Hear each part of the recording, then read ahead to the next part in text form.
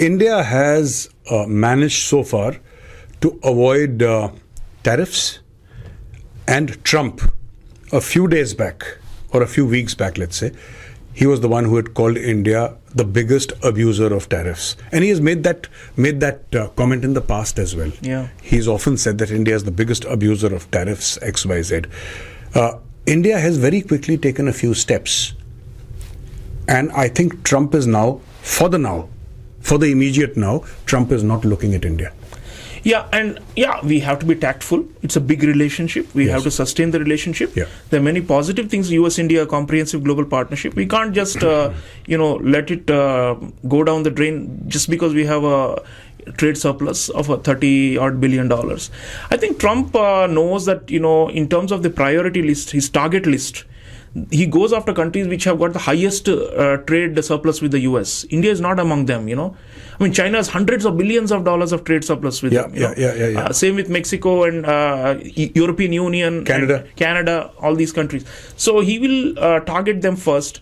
We are not quote-unquote offenders in Trump's list as much as these other countries. But yes, he has called us a tariff abuser because he wants to extract concessions. He knows this market is growing. He wants to sell more American products to us. He's already saying that he's spoken to Prime Minister Modi, and India will need to buy more defense equipment and many other things. He wants to open up many sectors which we have been traditionally wary of. And we say we are a developing country, so our average tariff levels are about 17% or something, right? So you can't compare us to a rich country that is already industrialized. Less industrialized countries need some protection for their domestic reasons. And Trump says, I don't care. Trump has said if India is a developing country, United States is also a developing country with a lot of poor people. Yes. That's his logic. Even though the per capita income of the United States is 20 or 30 times more than that of the US. Also, what he's of India, I mean, what we hear him saying, he might not have said it explicitly, but what we hear him saying is that I don't care. That is what Trump is all about. He says if you're a developing country, not just India, I mean, could be China, could be Vietnam, could be any other country, Mexico for that matter. He says, listen, if you're a developing country, it's not my job to make you developed. Yeah. You develop on your own, and there has to be equality in tariff. Now, I'm going to discuss the weapons with you separately, but what I need to know from you, Sreeram, is, you see, I think Tesla and I think Harley Davidson, there are two brands that people are talking about them, how you can reduce tariffs and how you can let these two, because Harley Davidson was manufacturing in India and then it, I think, packed up. Tesla has been trying to get into India for a very long time, but we have said no to Tesla because we said make in India, don't just import, because it's very easy. If tomorrow the government told Elon Musk that, hey, welcome to India, we would have 100 Tesla showrooms in India within the month. But that's not the point. We want them to make in India. This is exactly the argument that Trump is saying, I'll give you the lowest taxes in the world. He said it recently, I'll give you the lowest taxes in the world. Come and make in America.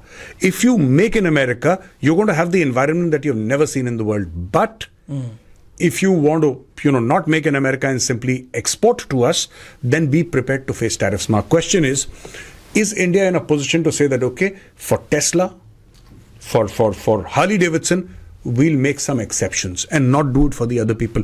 Is that fine? There's going to be a lot of hard bargaining. Because then the South Koreans will say, hey, what about Samsung? What about LG? No, see, the global trading regime has kind of declined with the WTO is not able to make progress on multilateral trading. So what is happening is bilateral, one-on-one. So with the US, there will be hard negotiations going forward. We will make some concessions for sure, especially Trump. Actually, Trump, if you see, his attention to detail is very less. He just goes by the headline figure. Some advisor says that Harley Davidson 150% tariff India. Big market, 1.5 billion people, 500 million middle class. We should be selling more there. So then he picks on that and he keeps on ranting about it. But if you see the overall, like I said, the overall trade deficit not that high. And our strategy is going to be, one, negotiate with them on sector by sector, like you said. Second, differentiate ourselves from China. This is the main thing, because China is a behemoth. It's like a 800-pound dragon, literally, which is outcompeting the US in industry and manufacturing and exports all over the world. Also harming the US. And like I said, loss of jobs. Now they're calling China Shock 2.0, which is again they're manufacturing with the state subsidies and exporting. What I mean to say is that the Chinese are taking American money, they're taking European money through contract manufacturing and other things, and they're creating a navy. Of course. Which is now going to be the most powerful navy in the world. It's already the largest navy, though not the most powerful, but that is what the Chinese want. And who are they creating this navy for? It's not for India. Yeah. Certainly. The only argument is that, this model also benefited American consumers, they say. You go to a Best Buy or a Walmart, and you get the cheapest and the lowest prices because they are all imported from China, right? Yes. So they say that it actually benefits American consumers and it leaves more dollars in their pockets, and because of which they buy more stuff, and that is the basis on which the US economy continues to grow. But that's, production is also important. Trump's argument is not only consumption.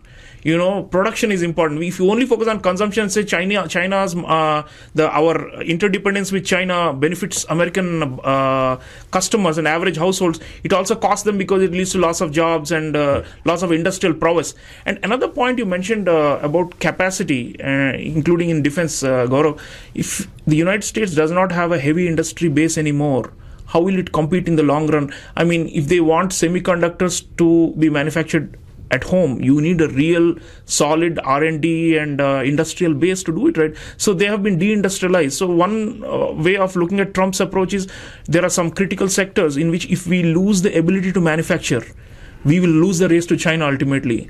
So he's trying to reverse that, but it's going to be a long slog because there's so many, even with tariffs, automobiles, steel workers, all these oil industry in the US are lobbying the US government, saying if you impose so many tariffs, we are dependent on imports. There are some American manufacturers who also need imports, right? So if you shut off imports and place tariff barriers, US manufacturing itself will also struggle in some areas, in some sectors. So it's going to be a complex game. For India, I think key thing is we are not China. That should be the messaging. That should be the approach. Prime Minister Modi is going to meet Trump shortly in February. And the goal should be that we are not China. One, we say we are a democracy. It's a dictatorship. Trump doesn't care for that aspect, the liberal differentiation between the two. But we are not competing with the US. Dr. Jaishankar has gone out and said, our external affairs minister, there is no malicious intent with regard to the US dollar in India. He said, we are not up for de-dollarization. It's not in our interest. It's our largest trading partner, the US. Why would we want de-dollarization? Most of our trade is done in dollar. Most of our foreign exchange currency reserves are held in the dollar. We are not trying to undermine the dollar. The one who is trying to undermine is China. And we are not China. I think that should be the messaging. That should be the best strategy. And Trump will understand that. Yeah, also largely we don't mean you harm. In the sense that we have nothing to give or take from America except for trade.